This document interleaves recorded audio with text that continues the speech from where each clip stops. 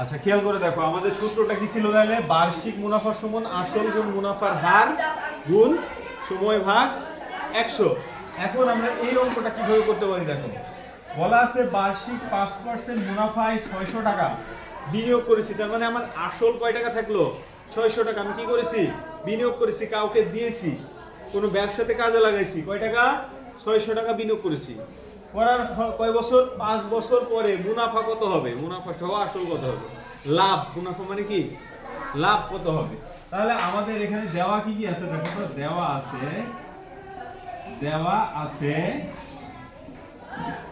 এই যে পার্সেন্ট আকারে যেটা থাকে তার নাম হচ্ছে মুনাফার হার, তার নাম কি, এরকম ভাবে যদি কোনো জায়গায় পার্সেন্ট আকারে দেওয়া থাকে তার নাম কি মুনাফার হার।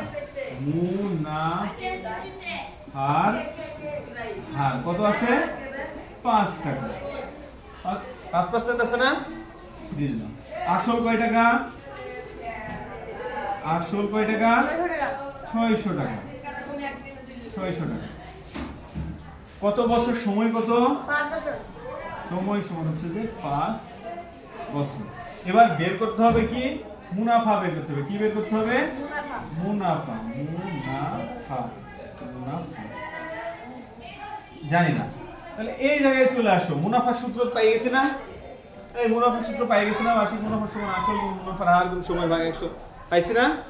তাহলে এই জায়গাতে আসলের জায়গায় কত লিখবো বলো তো, আসলের জায়গায় কত লিখবো 600, আসলের জায়গায় লিখলাম 600।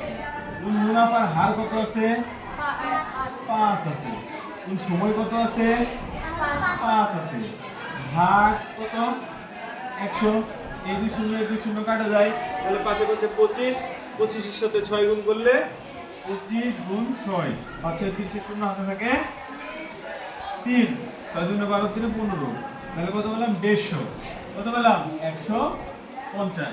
কি পেলাম মুনাফা পেলাম কত 5 বছর পরে মুনাফা পেলাম কত, মুনাফা পেলাম 150 টাকা, পাইছে না। এবার কি বের করতে বলেছে মুনাফা সহ আসল কত, তাহলে আগের আসল ছিল কত 600, মুনাফা যোগ আসল, আসল, তাহলে মুনাফা পেলাম কত 150 যোগ আসল ছিল কত আমার 600, তাহলে মুনাফা আসলে কয় টাকা হলো 0.5 কত হলো 750 টাকা।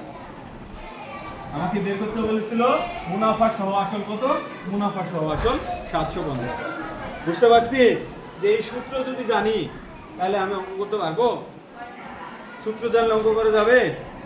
বুঝা গেছে কি, ক্লিয়ার, ক্লিয়ার, ওকে।